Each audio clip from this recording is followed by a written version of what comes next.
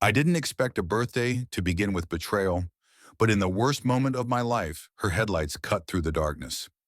Rain fell in heavy sheets, washing over the cracked pavement outside the small suburban house I had once called home.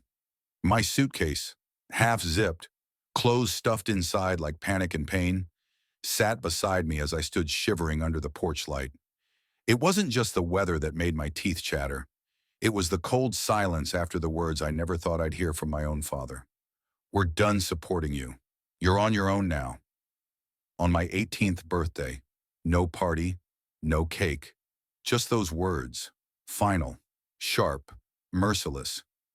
I didn't cry. I couldn't. I was too stunned. The front door slammed shut behind me like a judge's gavel, and for a moment, the world felt still, dead still. Then came the sound of tires rolling over wet asphalt. At first I ignored it, probably a neighbor driving home late. But the car didn't pass by. It slowed. Headlights lit up the driveway like a stage. I instinctively stepped back, ready to retreat into shadows I no longer belonged to, until I saw her. A woman stepped out, maybe in her 30s, holding an umbrella that did little to shield her from the downpour. She had this commanding presence, like someone used to fixing disasters. Her hair was half wet, her voice calm but firm. "You all right?" I nodded. I lied. She looked past me at the shut door, then down at the suitcase. Something in her expression softened. "You don't have anywhere to go tonight, do you?" Again I lied. "I'll be fine." "Hop in. You don't have to explain anything. Just don't stand out here in the rain like you're invisible." I should have said no. I should have been cautious. But something in her voice, some warm defiance against the cruelty of the night, made me move.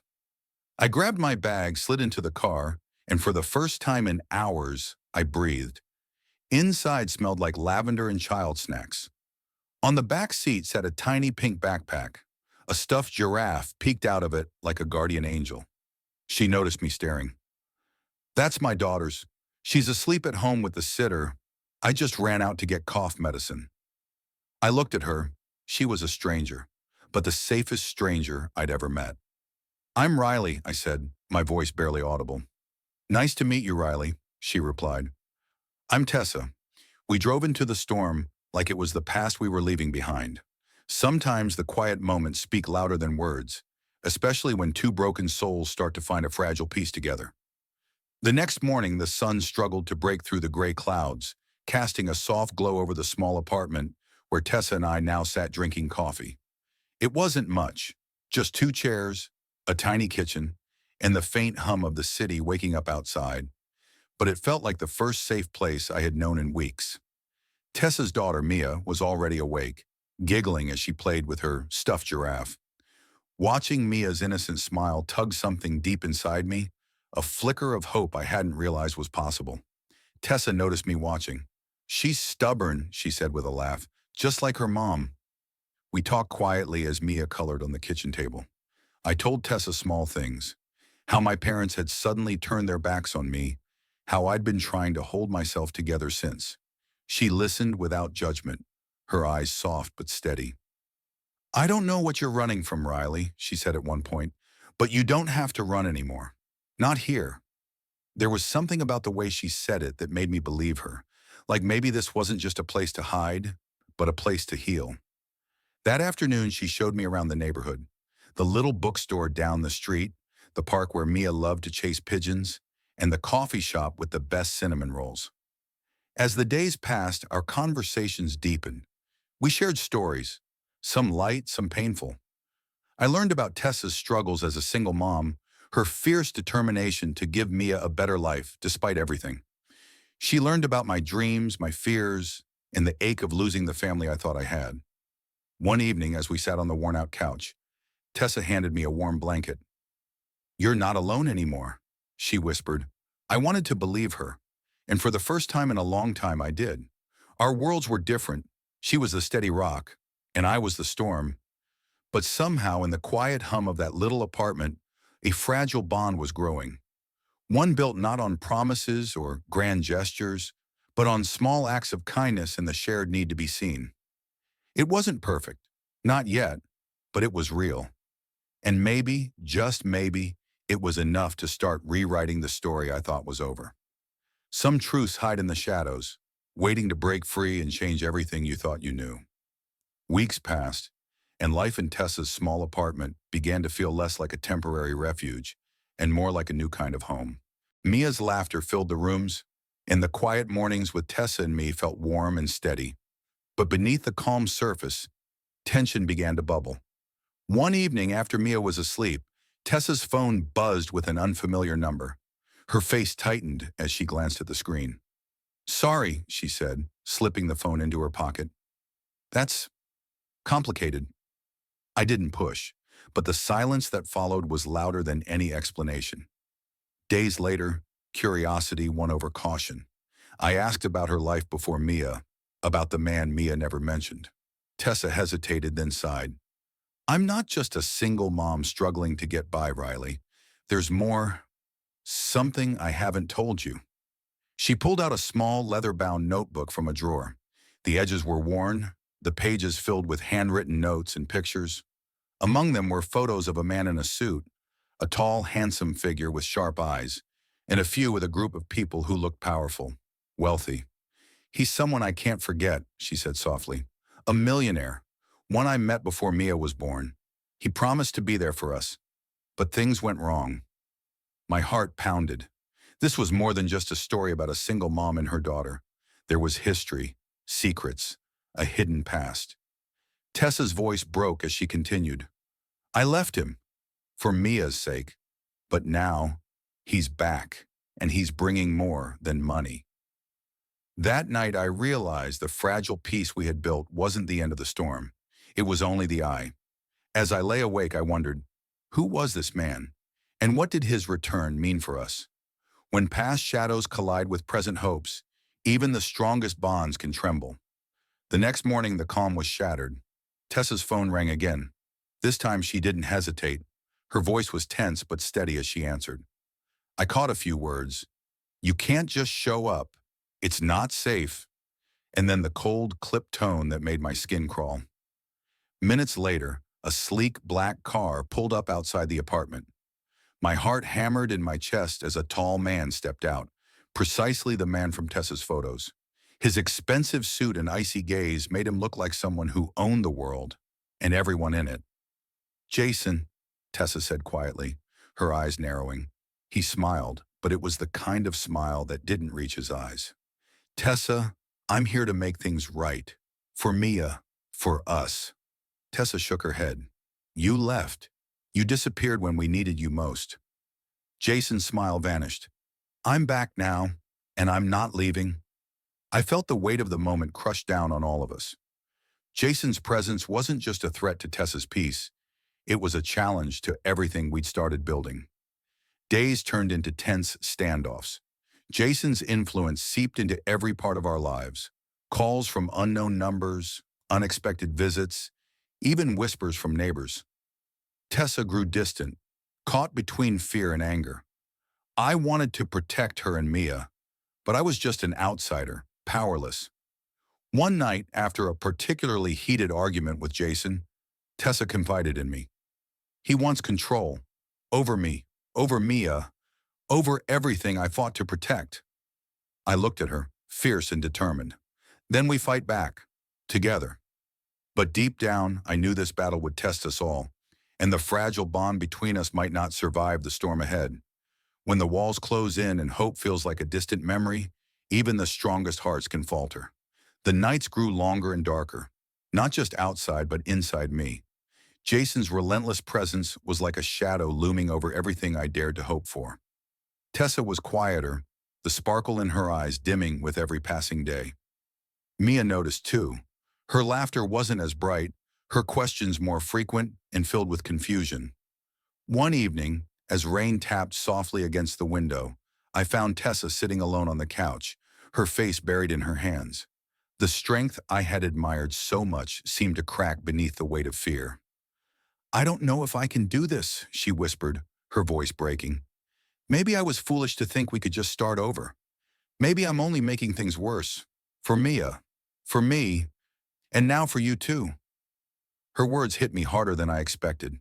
I wanted to be the rock, the shield, but suddenly I felt fragile too. An intruder in a war I barely understood. I reached for her hand, squeezing gently. "You're not alone," I said softly. "But if you don't believe that, if you don't believe in us, then I don't know how we get through this." Tessa looked up, tears shining in her eyes. "I'm scared, Riley. What if Jason wins? What if all of this, us, is just a moment before everything falls apart?" I swallowed my own fears. "Then we fight harder. We hold on to what matters most. You, Mia, and me." But even as I said it, doubt gnawed at me. Was love really enough to withstand the storm? Or were we simply holding on to a fragile dream destined to shatter? That night, I lay awake staring at the ceiling, caught between hope and fear, wondering if the light we'd found was already flickering out. When the darkest night starts to fade, even a small spark can ignite a blazing flame of possibility. The morning after that long night, something had shifted.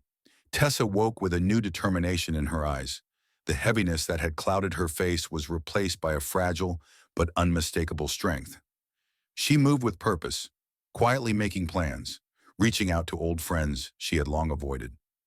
One afternoon, Tessa and I sat across from each other in the bustling cafe down the street, the place where she had first introduced me to Mia. The noise and chatter surrounded us, but we were focused, united. "I spoke with my lawyer today," she said, her voice steady. "Jason's been trying to intimidate us, but we have rights. And this time, we're going to stand firm." I smiled, feeling a surge of hope I hadn't dared to trust before. We're not just surviving anymore. We're fighting back. That evening, as Mia slept soundly in her bed, Tessa and I shared our first real laugh in weeks. It felt like a healing balm, softening the wounds that had felt so raw. The millionaire's shadow still loomed, but now it felt smaller, like a storm passing over, rather than one ready to drown us. There was a future waiting, uncertain, yes, but filled with possibility. And as we looked out the window at the city lights flickering to life, I knew one thing for sure: we weren't giving up. Together, we were ready to face whatever came next. Sometimes the quietest words carry the deepest meaning, promises forged in struggle and hope that change everything. That night, under the soft glow of the city lights streaming through the window, Tessa and I sat close on the couch, the weight of the past weeks finally giving way to something unspoken but deeply felt. "Mia's future," Tessa whispered, her voice trembling slightly, "is the only thing that truly matters. I want to protect her from everything." I reached out, taking her hand gently. "We'll protect her together, no matter what."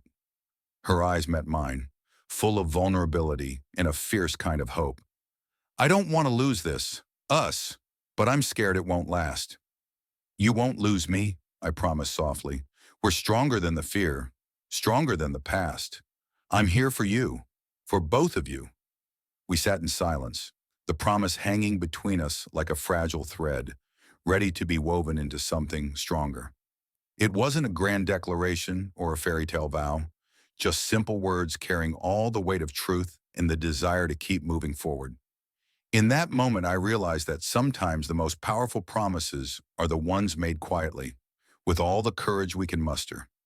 And as the city hummed quietly around us, I knew this promise was the beginning of something new, something real. Hook. Sometimes life's sweetest moments catch us unprepared. A sudden burst of laughter in the rain, a new hope blossoming in the darkest hour. It was a rainy afternoon when everything changed in the most unexpected way. Mia and I were huddled inside the small apartment, watching the droplets race down the window pane. The tension that had once hung heavy between us seemed to dissolve with each shared glance, each quiet smile. Suddenly, Tessa burst through the door, drenched but laughing, her laughter infectious and free. "Come on," she called, grabbing umbrellas and coats. "We're not letting a little rain stop us." Before I knew it, we were all outside, running and spinning in the downpour, the cold rain mixing with our laughter. Mia's joy was contagious, her carefree spirit lighting up even the gloomiest day. That night, soaked to the bone but warmed by our togetherness, we sat around the kitchen table, sharing stories, dreams, and plans for the future. For the first time in months, the shadows lifted, replaced by moments of pure, unexpected joy. It was a reminder that even when life feels overwhelming, there's always space for happiness if we're brave enough to reach for it. And as the rain finally slowed, leaving the city washed clean, I realized that this family, this love, was exactly what I had been searching for all along. True strength isn't found in moments of ease, but in the storms that threaten to tear us apart. The weeks that followed were a test like no other. Jason's presence hadn't disappeared. Instead, it evolved into a cold, persistent pressure. Legal battles, whispered threats, and the constant fear that at any moment, everything we'd fought for could unravel. Tessa and I faced long nights filled with worry. Mia, sensing the tension, clung tighter to us, her innocent eyes reflecting the uncertainty that none of us dared to voice. There were moments when exhaustion nearly broke us, when frustration flared into arguments and doubt crept in like a silent intruder. But through it all, something remarkable held fast. Our commitment to each other. We learned to lean on one another, to communicate through silence and broken words. Every challenge became a shared burden, every victory, no matter how small, a cause for quiet celebration. We weren't invincible, far from it, but our love was a shield, imperfect but unwavering. And as the days stretched on, I realized that this test wasn't just about survival. It was about growth, resilience, and the power of hope that refuses to fade. Every ending whispers a new beginning, a chance to heal, to grow, and to step boldly into the unknown. The courtroom finally closed its doors behind us, the long battle reaching an uneasy truce. Jason was gone for now, his grip loosening like a fading nightmare. Tessa stood beside me, her hand warm in mine, as we stepped into the fresh morning light. The city stretched out before us, full of possibility, full of stories yet to be written. Mia skipped ahead, her laughter ringing out like a promise. Watching her, I felt the weight of the past begin to lift, replaced by a hopeful lightness. We found a small park nearby, where the air smelled of blooming flowers and new life. Sitting on a bench, we talked quietly, dreaming of a future we could build together, one shaped by choice, love, and courage. No longer just survivors of our past, we were architects of something beautiful, something real. And though the road ahead was still uncertain, the fear that once held us captive had been replaced by a fierce determination to live fully, to love boldly, and to never give up. In that moment, I knew this was our true beginning, love's greatest demand, the painful choice that breaks the heart but frees the soul. The night was heavy with silence. Tessa's eyes reflected the weight of a decision she never wanted to make. Jason was back, more relentless than ever, his threats sharper, his presence like a storm about to break. It was clear that if he continued, Mia's safety would be at risk, and that was something neither of us could accept. Tessa pulled me aside, her voice barely a whisper. I have to leave, for a while. It's the only way to keep Mia safe. My heart clenched. The thought of her walking away felt like losing everything. But I saw the fierce love in her eyes, the selflessness behind her words. I'll wait, I said, my voice thick with emotion. No matter how long it takes. She hugged Mia tightly one last time, tears mingling with the night air. It was a sacrifice. Her leaving meant pain for all of us, but also hope for a safer future. Days turned into weeks. The apartment felt emptier, colder without her warmth. Yet in the quiet, I found strength I didn't know I had. And then one evening, a message came, a simple line that broke through the distance. This isn't goodbye. It's only a promise that I'll come back stronger. Her sacrifice was a testament to love's true power, the courage to let go when holding on could hurt the ones you cherish most. And as I held Mia close, I realized that sometimes love means making the hardest choices, not for yourself, but for those you love. When every thread is woven together, peace blossoms, and dreams find their place in the light. Months had passed since Tessa's departure. The silence that once felt unbearable began to soften, replaced by an unexpected peace. One evening, just as the sun dipped below the horizon, the door creaked open.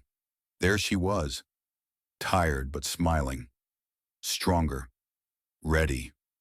Mia ran to her, laughter filling the room like a long-lost song. I stood back watching the reunion, my heart full, We had all changed, shaped by hardship, sacrifice, and unwavering love. But together we found a harmony that nothing could break. Tessa's return wasn't just a homecoming. It was the start of a new chapter, one where past wounds healed and hope blossomed.